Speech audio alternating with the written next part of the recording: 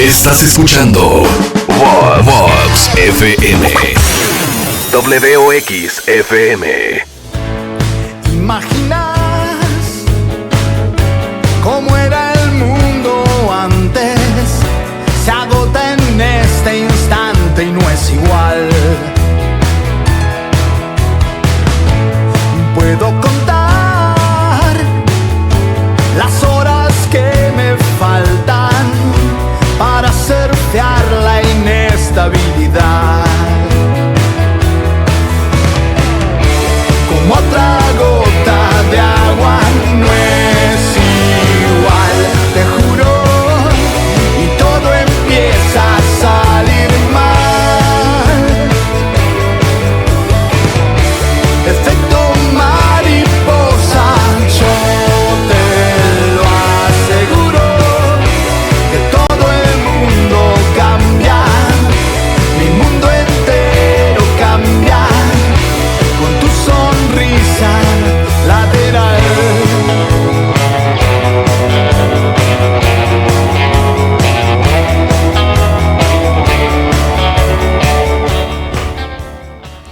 Mi nombre es Gerardo Muñoz, esto es Pequeños Elementos, temporada 4, 2026. Todos los lunes en abril, de 18 a 20 horas, por plataforma Vox de Rosario en el 88.3 del dial. Para vernos por streaming, estamos en vivo en Twitch, Vox FM, WOX FM. Y en Kik, Vox 88.3. En la sesión de hoy vamos a conversar con Ariel Penici.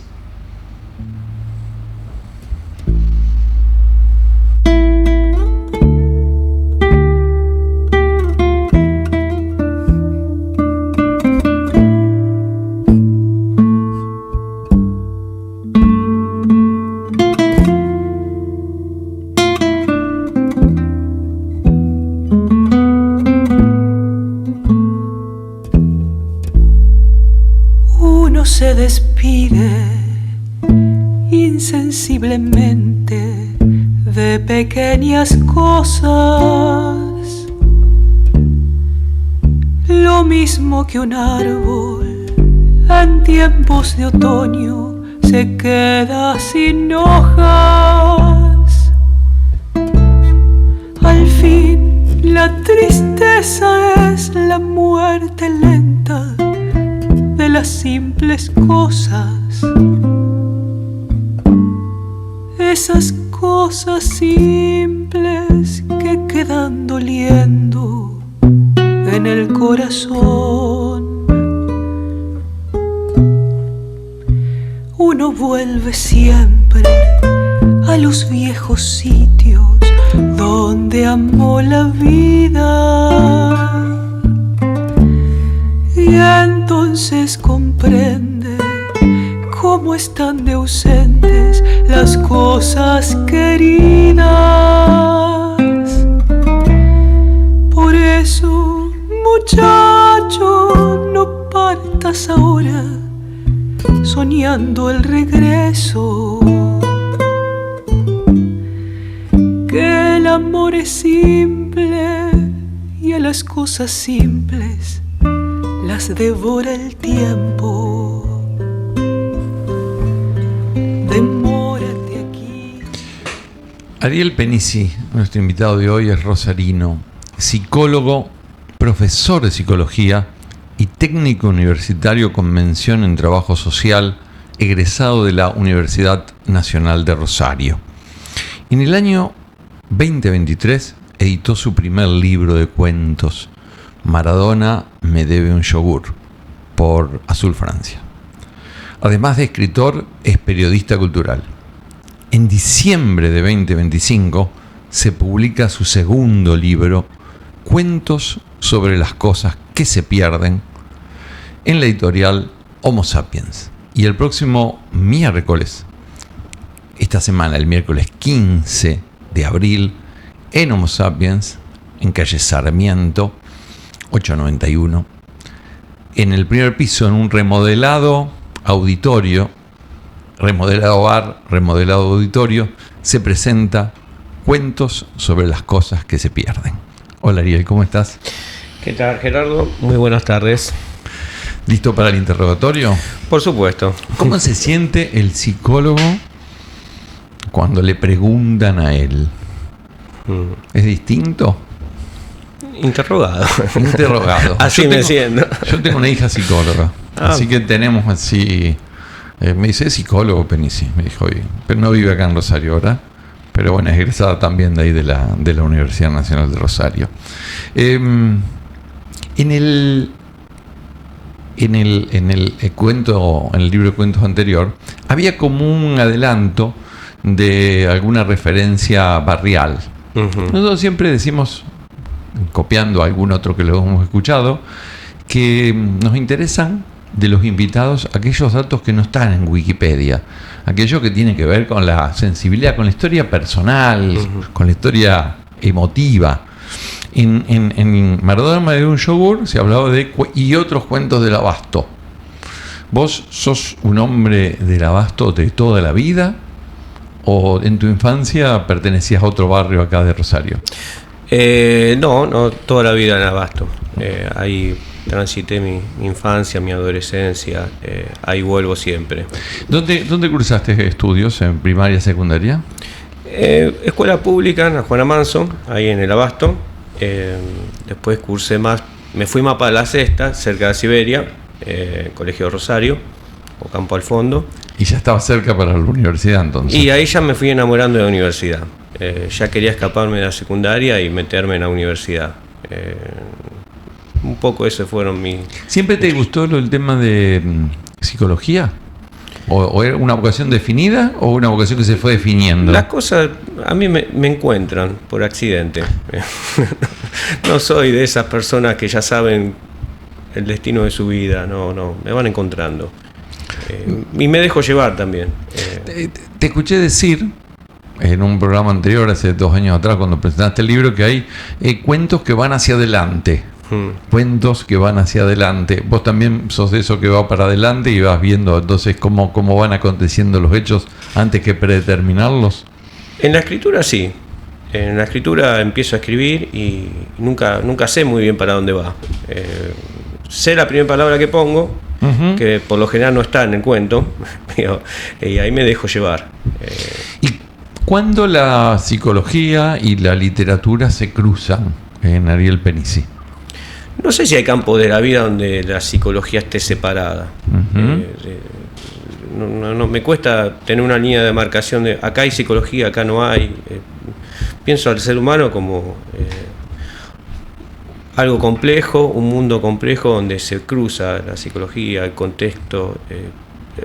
Más que nada, la psicología es hacer un recorte para poder posicionarme, para poder escuchar a alguien cuando trabajo. Pero después me cuesta separar, esto es psíquico, esto no es psíquico, esto es... No voy por ahí. No, yo te quería preguntar si llegó primero la psicología a tu vida, el estudio, y después la literatura. La literatura nunca vino por el campo académico. Siempre fui de leer mucho, literatura toda la vida, y después yo digo que la literatura me ha salvado. Sobre todo en época de pandemia, fue un gran refugio y considero que la literatura me ha dado una razón de ser, me ha dado amigos, afectos, y después uno termina, como todas las cosas que creo que hace el hombre, la mujer, el ser humano, termina haciendo las cosas para que lo quieran en cierta medida. García Márquez decía eso, escribo para que me quieran, lo he escuchado en muchos escritores. Y bueno, adhiero a ese sindicato, el sindicato de los que escriben para que lo quieran. Y muchos cantantes también, ¿no? Yo toco la guitarra, canto para que ser considerado o tener una consideración. Lo he escuchado también esa cuestión, ¿no? En definitiva, todos hacemos cosas en la vida en general para que nos quieran o para que tengamos una... afecto, recibir afecto. Quiero que al menos yo hablo de mi singularidad. Ahí me salió el psicólogo de adentro. Está muy bien. Hablo de mi singularidad y sí. ¿Quiénes te llevaron quiénes influyeron en vos para empezar a escribir cuentos? Primero lo que Porque, te escuché también decir que en el otro libro, en Maradona en medio de un yogur, que estaba dedicado a dos personas, y uno tenía que ver justamente con esa historia de los cuentos. ¿Fenoglio apellido? Sí, le dedico a 3 personas. Uno, mi psicólogo, Néstor Aliani. También se lo dedico a Néstor Fenoglio, dos Néstor y un Álvaro Marroco, que es un amigo de la vida, en los agradecimientos. Néstor Fenoglio es el que me abre la puerta para escribir en periodismo cultural en Diario Litoral.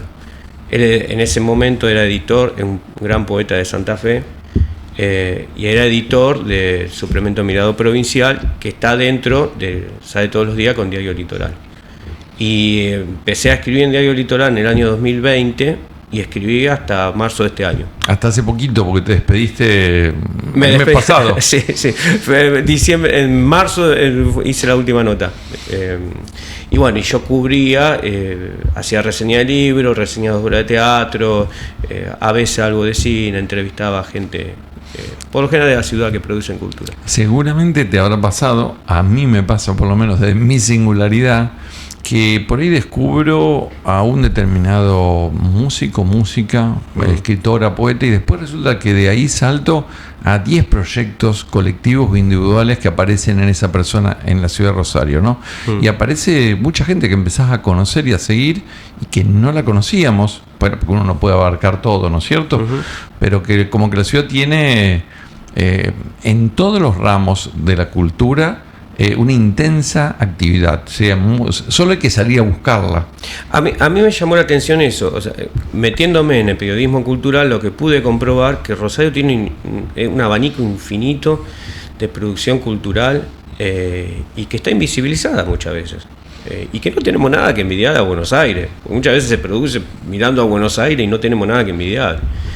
Rosario es infinito lo que produce, ya sea literatura, teatro, rock, bueno, ni hablar. Sí, no hay género que no sea abordado. Vos agarrás cualquier agenda, por lo menos las agendas culturales, y te encontrás con que hay reductos que toda la noche tienen un espectáculo musical, generalmente algunos, otros tienen, y esa música a su vez va variando, ¿no? Porque a veces un lunes a la noche tenés una peña, y otros días tenés, qué sé yo, un ciclo de tangos, y tenés ciclos de teatro o de microteatro. La peña lunera de Aserradero, los lunes la tenés llena. Y hace un evento cultural, como fue la semana pasada, el sábado de la noche, que tocó la banda Cumbión del Río, ahí en Barrio El Abasto, en Ocampo y Paraguay, y se llenó. Y fue para recaudar fondos para una biblioteca, la biblioteca del barrio del Abasto, se llenó y la gente necesita los lugares de encuentro, y se nota en cada evento que hay. Pasó cuando se despidió Berlín hace 15 días Totalmente. Y podemos nombrar todas las semanas 1 o 2 eventos distintos donde se llena y la gente la mayoría, y a veces, si no es porque a veces no se conoce de ese espacio, pero hay espacios que están, o sea, espacios culturales que están en Lechesortu, hay espacios que están en Zona Sur, espacios como que tienen que ver con lo público, como la Casa del Tango, o como lugares chiquitos, el Centro Cultural Angostura, o sea, hay infinidad de espacios. Por eso a uno le duele tanto cuando se cierra un espacio cultural, porque genera un montonazo de abanico de posibilidades, no solamente para la gente que va a exponer, sino además en cuanto al trabajo que involucra de aquellos que están vendiendo la bebida, que ponen el sonido, que ponen las luces, etcétera. Y sacando las cuestiones materiales, que es importante en la vida, las cuestiones afectivas. Poder tener un lugar donde visibilizar lo que se produce, lo que un artista produce, es algo impagable. Y hoy en día es contracultural. A veces tenemos esta cosa de, en el cierre de, vos recién decías, en la fiesta que se hizo en el pasaje Fabricio Simeoni, por el cierre de Berlín, ¿no? De que a veces hay lugares donde uno deja de ir y bueno, no pueden competir contra la expansión que tiene que ver con lo edilicio, y termina cerrándose bares y lugares culturales en detrimento de el proyecto cultural y en beneficio del proyecto inmobiliario, ¿no? Y a veces uno dice, uy, mira, cerró, qué pena que cerró, y bueno, a lo mejor hace 10 años que no voy a ese lugar. Entonces lo importante de ir y trabajar, qué sé yo, ahí ya no es, creo que Abasto, en zona sur, en la zona del barrio Hospitales, está la Tornería, por ejemplo, todos pequeños lugares que hacen talleres, que hacen telas, que hacen espectáculos en la calle, que dan también comida, bebida. La otra vez estuvo gente del Teatro del Rayo acá, bueno, lo que vos quieras. Y que muchas veces se deja de ir pensando que ese lugar va a estar acompañándonos toda la vida. Y termina estando en el lugar del recuerdo, acompañándonos. Sí. Por eso es importante, creo yo que es importante consumir la cultura que se produce y no mirar tanto. En definitiva, estamos hablando en algún aspecto de las cosas que se pierden, que tiene que ver con el título de estos cuentos que escribiste. Y te voy a preguntar, porque lo leí comparativamente, Maradona me ve un yogur, son cuentos, hijos de la pandemia, y el proceso de cuentos sobre las cosas que se pierden es un proceso de generación más de tipo colectivo. Sí, porque el primer libro, donde yo me largo a escribir, paralelamente escribo los cuentos del primer libro y se lo comparto al editor a Fenobrio, y él me convoca a escribir en el diario. Me posibilitó justamente entrar a escribir en el diario, pero fue un proceso en soledad. Fue en mi casa escribiendo para un poco hacer algo con ese tiempo libre que tenía, producto del encierro. Exactamente. Justamente la letra vino a agujerear el vacío que generaba el encierro. Y este libro, el segundo, yo ya son netamente escritos productos de mi proceso creativo, donde yo ya comparto un grupo de escritores, comparto espacio con un grupo de escritores, que es la Clínica de Obra de Lila Giannelloni, a quien le dedico el libro, y donde nos juntamos, somos más de 10 personas que nos juntamos a escribir.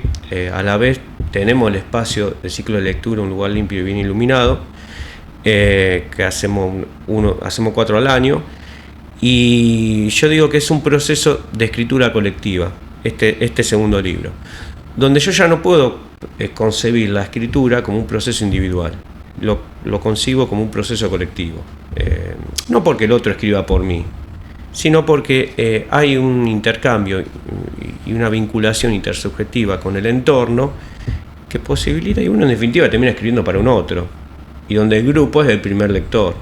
La primera comunidad de lectores somos nosotros, nos autoleemos y nos enriquecemos mutuamente en nuestros escritos. Todos publicamos, todos tenemos ya nuestros libros, y bueno, es un espacio donde la ganancia, más que en la escritura, es en lo afectivo. ¿De corregir mucho cuando vienen esas devoluciones? O sea, en el proceso del primer y del segundo libro, ¿notas diferencias en esa etapa posterior? Sí, obvio. Igual yo no soy de volver a leer una vez que está publicado no leo, no lo vuelvo a leer.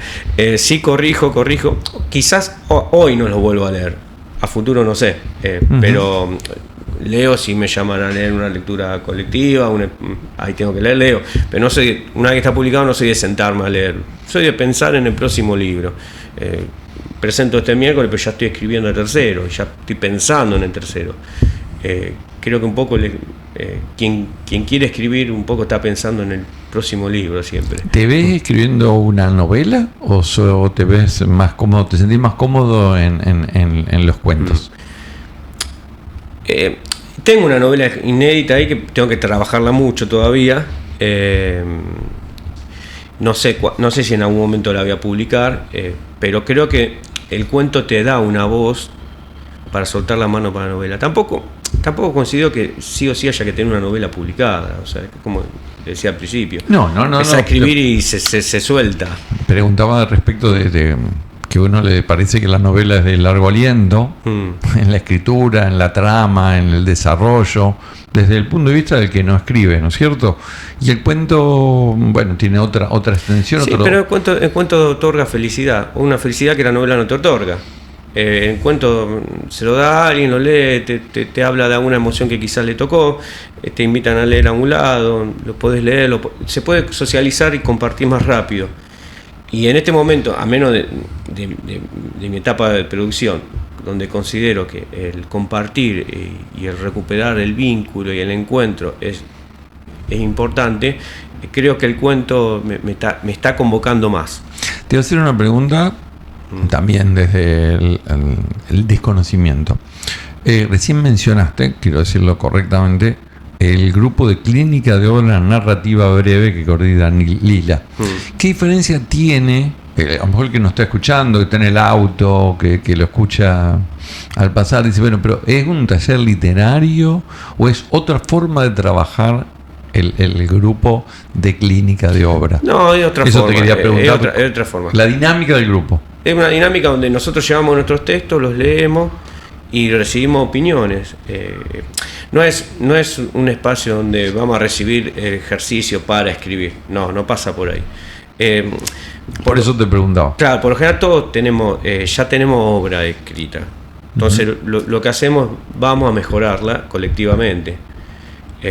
La leemos, vemos la resonancia que provoca en el grupo, aceptamos las devoluciones, después, bueno, la aplica o no, te pueden decir, che, fíjate el final, que me parece que hay que dar otra rosca. Bueno, está después en el escritor, que es dueño de su texto, en decir, bueno, escucho o no lo que me dice el grupo. Por lo general se escuchan porque hay una escucha. Una escucha activa, una escucha... Muy benévola, es benévola. Y además se trabaja a partir de la escucha, no de la lectura del texto. La escucha, que la primera forma de transmisión de la literatura es la oralidad. Y por ahí la escucha está bastante desvalorizada en estos tiempos. En los tiempos atravesados por la imagen y la espontaneidad, la escucha... Es un tiempo de... Lo que pasa es que es un tiempo... Quizás hay cuestiones generacionales, ¿no? En gente más chica, que la concentración, el tiempo de estar, de quedarse, de leer, de escuchar, pasa por una cosa muy fugaz hoy, ¿no? Como, bueno, una imagen de TikTok y X segundos que se presta atención y después ya se evapora la atención. Hay una cuestión que es distinta, a lo mejor en ese proceso, ni mejor ni peor, digo que es distinta, ¿no? Sí, y a las nuevas generaciones creo yo que está afectando en la construcción de las nuevas subjetividades. Es otra, tampoco tengo una opinión cerrada sobre qué es. Es otra. Es una nueva era. Creo, en esto adhiero a lo que dice Beatriz Vignoli, que compañía de la clínica, que ella habla de que después de la pandemia comenzó el nuevo ciclo. La pandemia fue un martillazo en la cabeza de la vaca que terminó el ciclo y empezamos una nueva era de la humanidad, un nuevo ciclo. Que es justamente el ciclo, todo lo que se venía gestando con la tecnología y se aceleró con la pandemia.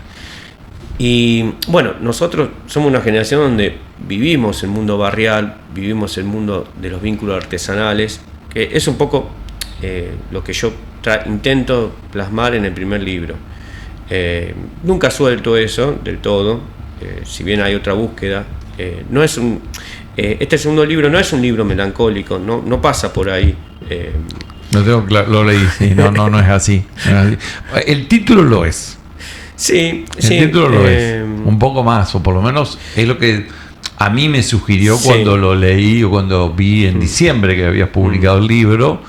Y bueno, me generó toda una serie de... Que está bueno eso, porque más allá de los cuentos, el título solo te hace pensar en cosas que se han perdido, en cosas que han quedado en el camino, en cosas que han cambiado. Bueno, tanto que está dando vuelta, ¿no? Hablábamos, al principio de la entrevista hablábamos justamente de cómo fue cambiando la fisionomía de la ciudad que habitamos. Y al cambiar la fisionomía, cambian los lugares de encuentro y cambian las formas de encuentro. Bueno, quizás la vorágine del mundo, el aceleramiento de los tiempos, no permite detenerse.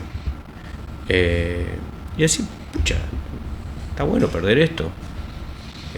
¿Dónde está la resistencia a perder esto que nos daba tanta felicidad? Las pérdidas también dan identidades. Las pérdidas son inevitables. Tiene mala prensa la pérdida. Uh-huh. Porque estamos entrenados para ganar, no para perder. Uh-huh. La pérdida tiene mala prensa. Bueno, a veces cuando perdemos en determinados ámbitos, léase futbolístico, es una tragedia. Lo vivimos como una tragedia. La realidad es que se pierde la mayoría del tiempo. Perdés más que lo que ganás. Sí, desde que el momento que nacemos perdemos el oasis del útero materno. En el momento de nacer, por eso lloramos. No es por la nalgada, lloramos por la pérdida. Hay una pérdida justamente de ese universo que todo nos daba. Sí, aparte de una seguridad, de un entorno que salimos a vivir, ¿no? Y empezamos a perder días cada vez que vamos naciendo. Ayer, mirá, me invitaron, estuve en Radio 2, siempre, a veces algunos domingos a la mañana voy ahí a Domingo para Armar con el amigo Fabio Rodríguez, y la consigna con la que fuimos a intercambiar y la gente era lugares que se habían cerrado, lugares que se habían perdido, tipo una onda tipo Cinema Paradiso. ¿Qué lugar reabriría, aunque sea por un fin de semana, viste? Entonces, claro, cada barrio, cada lugar tiene un lugar emblemático que ha desaparecido. Uh-huh. Ni que hablar de gente que a lo mejor es mayor en edad y que tiene también otros registros de otros lugares. Entonces llovían los lugares de la ciudad y fuera de la ciudad que habían cambiado, ¿viste? Así que también tiene que ver con cosas o lugares que se pierden, ¿no? Que se han ido reciclando también. Te genera una identidad, justamente. Uh-huh. La transmisión. Bueno, hablábamos de fútbol. El fútbol, la transmisión justamente es ese partido que ese gol que recuerdo y se transmite y ese gol es un golazo y no es no va a haber otro gol igual. No, es irrepetible. Es irrepetible. Sí. Para quienes nos están escuchando ahora, estamos hablando con Ariel Penici, psicólogo, pero en su faceta de escritor, periodista cultural de la ciudad de Rosario, que el día miércoles 15 uh-huh. a las 18 horas, en calle Sarmiento, en el primer piso de la librería Homo Sapiens, va a estar presentando este libro que tiene un dibujo muy lindo de su hermano, que es abogado. Es abogado, sí. Y que hizo las dos tapas de los libros. Es abogado, pero dibuja muy bien. Acá está, uh-huh. Cuentos sobre las cosas que se pierden, que se presenta el día miércoles a las 18 horas. ¿Con quién lo va a estar presentando? Damián Pulisi, que también es un escritor y psicólogo de la ciudad, y Lila. Te reforzás ahí en el estamos bien acompañados. El terapeuta. Estamos bien acompañados, sí. Los abogados, viste que solemos reunirnos entre varios, pero veo que los psicólogos, que también tuve varios acá, tuvo Cacho Palma uh-huh. y algunos más, algunas cantantes también, como Cata Torres, que es también psicólogo, viste, hubo varios. Sé que los psicólogos y los abogados tienen esas performances de evadir. No alcanza, la profesión no alcanza. Una sería, como dijo Dolina, una vida no alcanza, como dice Dolina, a través de algún personaje. Aquí una profesión no alcanza y hay un poco más que eso, ¿no? Uh-huh. También vi que alguno de los cuentos está, si buscas en Spotify, en la sonoteca de la Universidad Nacional de Rosario, hay uno de los cuentos que está allí, ¿no es cierto? Sí, de este libro son 11 cuentos. Exactamente. El primer cuento, se llama La Visita, está en la sonoteca de UNR. Si se ponen en YouTube y en Spotify, lo van a poder escuchar. Y después hay otro cuento ¿En el Valle? de Guiana. Ese cuento fue leído porque se publicó en Eslabón y en el portal web del Eslabón, que es Redacción de Rosario. Y bueno, muy gentilmente una radio de Casilda levanta el cuento y lo lee.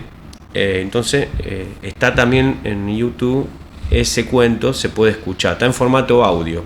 ¿Viste? Para quien quiere un adelanto del libro, tienen 2 cuentos para escuchar de los 11, hay 2 cuentos en formato Y también audio. el Valle tiene una nominación, ha sido ahí en el Rotary, hubo alguna... La visita. La visita. La perdón, visita, el la primero. visita ganó el segundo premio en el concurso de Rotary Club de San Genaro. Y el Maradona estuvo por Colombia con alguna... Una versión reducida del cuento que le da el nombre al Maradona me dio un yogur. Maradona me dio un yogur, el cuento central del libro. Una versión reducida del cuento tuvo una mención y salió en una antología de Colombia. En Colombia. Ahí estaban los cuentos. Yo también elegí uno de los cuentos para leer. Viste que las elecciones son subjetivas.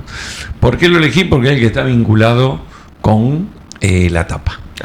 Así que voy a leer de Cuentos sobre las cosas que se pierden, de Ariel Penici, Choque de puños. Y dice así: el oso tenía altura de basquetbolista, pero el día que lo conocí me llamaron la atención el ancho de los hombros y el tamaño de las manos. Estaba retirado del boxeo, pero como pesos pesados siempre hubo pocos, lo vinieron a buscar desde Buenos Aires. Lo conocí cuando él era empleado del Gallego en el kiosco de revistas en la esquina de San Juan y San Martín, donde están todas las paradas de colectivo allá en la peatonal. Ahí lo vinieron a buscar para que volviera a pelear. Costó convencerlo, estaba retirado y a pesar de que era un seco tenía una vida tranquila. Tito Lecture tuvo que venir en persona por lo porfiado que estaba y vino varias veces a negociar. Lecture solo pedía un par de rounds, hacerle un poco de sombra al quemero y esquivar algunas piñas que necesitaba para promocionarlo. Y hasta por ahí, ¿quién te dice ganar la pelea? Porque el boxeo tiene una mano milagrosa. Yo era muy chico y recuerdo lo feliz que fuimos viendo al oso entrenar de nuevo. De grande tuve amistad con él, cuando iba al bar con los muchachos paqueteros, pero en el momento de la pelea yo era como la mascota de la barra. De la carrera del oso se sabía que llegaba con 30 peleas. Había ganado 17 y perdió 9, con 5 empates, lo que lo posicionaba como un luchador respetable para ofrecerle al quemero un bautismo de fuego al profesionalismo. La pelea se pactó acá en la ciudad y fue un evento novedoso para la época. Al oso por entonces no lo iban a mover de Rosario, tenía su chapa y al quemero no lo conocía nadie. Solo se decía que era un pibe de barrio, con aspiraciones y que recién arrancaba. También se sabía que era algo bravucón y que decía frases que podían ser bandera. Por aquellos días los diarios se hicieron eco y la capital publicó una foto del oso leyendo una nota sobre el combate en el kiosco de diarios y se convirtió en imagen oficial de la pelea. La televisión también aportó lo suyo y hasta hubo una invitación especial de Pipo Mancera y el oso apareció en el programa de Sábados Circulares. Yo lo fui a ver, tenía unos 9 o 10 años. Te estoy hablando de fines de los 60 y el oso tenía la edad de mi vieja. Hasta se conocían porque habían hecho la escuela juntos. Él era un gigante que me levantaba y me sentaba en un hombro. El hombre que cuando caminaba por calle San Martín, la gente se abría hacia el cordón de la vereda para liberarle el paso. Él era capaz de delatarse a 8 kilómetros por sus rugidos matutinos de león anunciando la primicia del día. El combate fue en el Club Echesortu y yo me puse en el rincón del ring junto al Sapo y Cogotín que lo venían entrenando. Ellos me pusieron un banquito especial para que me parara, así que tenía una vista preferencial y decían que le iba a traer buena suerte. Me acuerdo de que antes de que empezara la pelea, el oso y el quemero se pararon frente a frente bien juntos. Se miraron a los ojos y a mí me llamó la atención el tamaño del quemero porque nunca había visto a alguien casi tan grande como el oso. Chocaron los puños porque así hay que hacer para respetarse, según me dijo Cogotín, y la gente gritó tanto que me aturdió. También me acuerdo de que no podía dejar de mirar las botas de caña alta que tenía el oso. Eran más llamativas que las del quemero y no las había usado nunca en los entrenamientos. Sus pies parecía que bailaban al ritmo de una danza de basquetbolista cuando avanzaban empujados por el grito del estadio. El oso golpeó una y otra vez debajo de las luces de quirófano que para mí eran el sol del ring. Sí, tiró muchas piñas. No te creas que el quemero no ligó, pero cuando el quemero pegaba, el ruido seco que hacía todavía lo escucho. El oso ni una marca tenía y cuando pasaban por nuestra esquina, el olor a chivo que largaban por poco me tumbaba. Es que fue en verano, una de las primeras peleas del año. Al término de cada round, Cogotín lo bañaba con agua congelada. Creo que hasta le tiraba agua en las bolas. El sapo era el que le decía cosas en el oído y movía los brazos. Al término del tercer round tuve que ir a la cantina a buscar un balde con hielo y en el séptimo también. El oso cayó cuando el cruzado del quemero rajó el aire. Cayó y te juro que la tierra tembló, más fuerte que el grito de la gente. Le grité que se parara, que no era nada. No recuerdo haberle visto algún corte en la cara y seguro él me escuchaba. Con la cabeza en la lona, me pareció que me miraba a los ojos y te juro que me hacía señas de que no se iba a parar. Señas de ojos. Son inexplicables, pero yo sé lo que te digo, créeme. El público entero se dio vuelta y empezó a gritar por el quemero. Me dio una rabia. Yo lo miraba al oso acostado, descansando, sordo a mis gritos, ciego a mis lágrimas. Frunció la frente, creo que me guiñó el ojo, te lo juro, lo vi y nunca antes lo conté. El público invadió el ring y muchos pies caminaban y saltaban de acá para allá y de allá para acá gritando por el quemero. Me caí del banco y al oso lo perdí por el resto de la noche. Y las luces del quirófano se fundieron en el cuerpo del quemero. Fue el retiro definitivo del oso. Para mí, ni lo tocó. Y al tiempo el quemero terminó peleando por el título mundial. En el barrio no se habló más de la pelea. Al tiempo del combate, el oso dejó de trabajar en el kiosco de revistas y apareció con el rastrojero que empezó a usar para paquetear y recorrer el país. Trabajaba 4 meses y después la disfrutaba. Luego de años sin tener noticias de él, me enteré que vivía en zona oeste y no me iba a quedar con las dudas. Lo fui a buscar, que para aquel entonces el oso ya estaba viejo y lo había abandonado la mujer. Vivía en una casa sencilla de frente bajo. Lo encontré tomando mate en la vereda, como me dijeron que hacía por la tarde.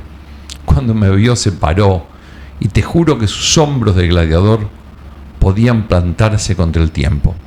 Enseguida me hizo pasar a recorrer la casa donde vivía desde que se había casado. Pasando un pequeño patio se encontraba una habitación donde había un mueble con muchos discos de música y revistas antiguas. Yo quería volver a ver las botas de caña que usó aquella noche, aunque fuera en una foto, pero no vi nada de la época del oso como boxeador. En la pared solo había un cuadro con una foto del oso con el rastrojero. Lo primero que hizo fue preguntarme por mi mamá, porque hacía mucho que no tenía noticias de ella. Luego hablamos de fútbol y de automovilismo. Hablamos mucho de sus viajes y de otros temas, de boxeo no. Después de un rato fuimos a la cocina porque el oso puso a calentar la pava. Él estaba parado y me daba la espalda. Con una mano sostenía la pava, esperando el punto justo del hervor. Cuando le pregunté si había visto la última pelea por el título de los pesados, me dijo que había visto la final de la NBA. Le regué una carcajada y me di cuenta que él también se reía. Y ahí no me controlé más. Le dije, ¿así que ahora ni mirás boxeo? Él seguía riéndose y dándome la espalda. Yo arremetí. Sos un hijo de puta. Aquella noche el quemero ni te tocó. Pude ver cómo apretó la mano en el mango de la pava, hasta que se puso rojo a la fuerza que hizo. La soltó. Ya no se reía. Giró y se acercó. Las paredes se movieron. Fijó la mirada en mis ojos. Miré para arriba y sentí el aire que le salía de la nariz empujando en mi cara. El corazón se me quería salir del pecho. Estuvimos cara a cara, sin choque de puños, hasta que él dijo, no sabés cómo pegaba el quemero. Vamos, que venga Angelito rumbo al ring. Ahí está. Señoras y señores, el Barrio Chino saca su bandera. Vamos, segundo, tercero, cuarto escalón. Al ring, aquí está Angelito el asesino.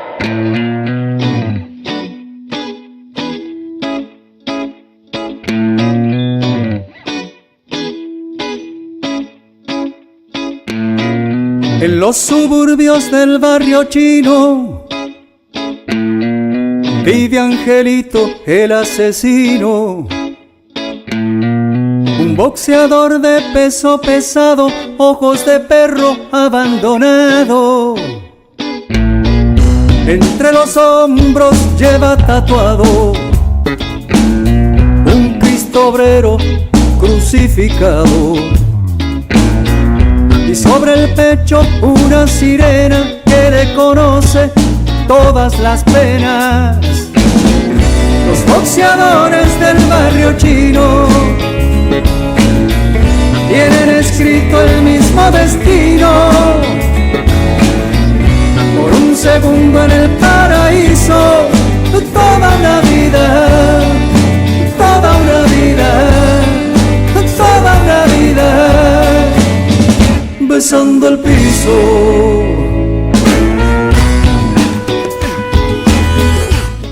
Los boxeadores del Barrio Chino, por un segundo en el paraíso, toda la vida besando el piso. La canción de letra de Daniel Salzano, el cordobés, la voz de Jairo, para ponerle un poco de música a este choque de puños que está en Cuentos sobre las cosas que se pierden, de nuestro invitado de hoy, Ariel Penici, que se va a estar presentando el próximo miércoles 15, 18 horas en el primer piso de la editorial Homo Sapiens, librería homónima, bar homónimo, ahí en calle Sarmiento y Córdoba de esta ciudad.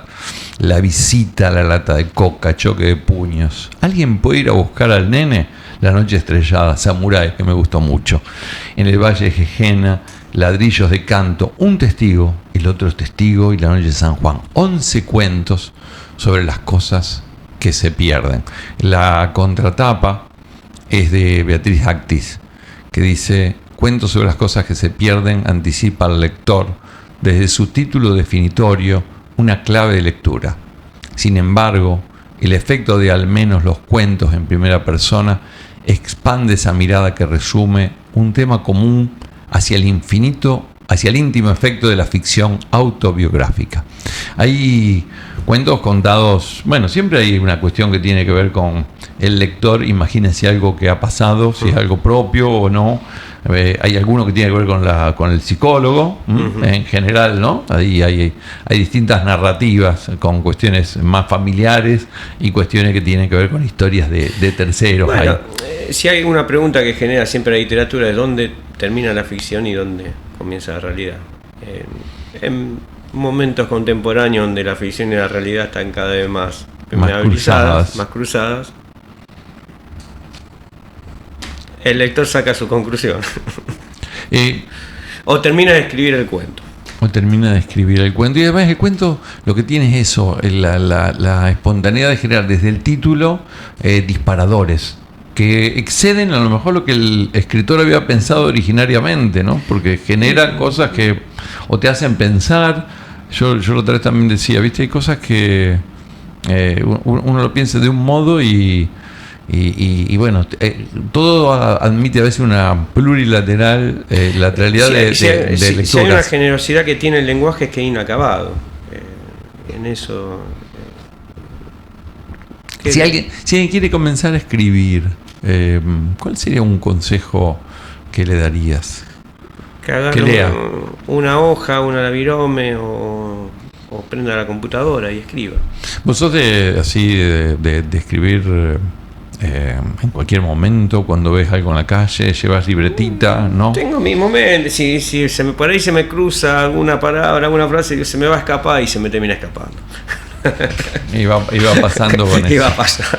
No, viste que hay gente que se levanta y es muy metódica y escribe 1 hora por día. No. En eso soy O el músico que se levanta y toca el piano. Soy indisciplinado. Asincrónico. Sí, si tengo tiempo y ganas de escribir, escribo. Perfecto. Señores, ha sido terminando esta primera parte de Pequeños Elementos hoy con Ariel Penici. Gracias, Ariel. Nos vemos el miércoles. Un gusto. Ahí en Homo Sapiens. Nos vemos miércoles. Miércoles, 18 horas, cuentos sobre las cosas que se pierden, de Ariel Penici en Homo Sapiens. 11 cuentos para no perderse. Ya seguimos a las 19 en vivo con 2 invitados. Tuvimos una clase de literatura en la primera parte.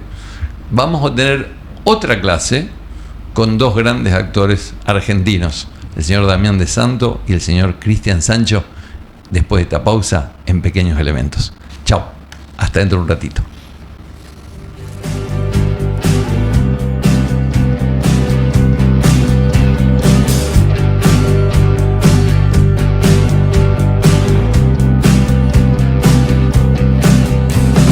Somos los olvidos, somos 2 gatos perdidos, somos narcos en tablada, soy tu novia que no acaba.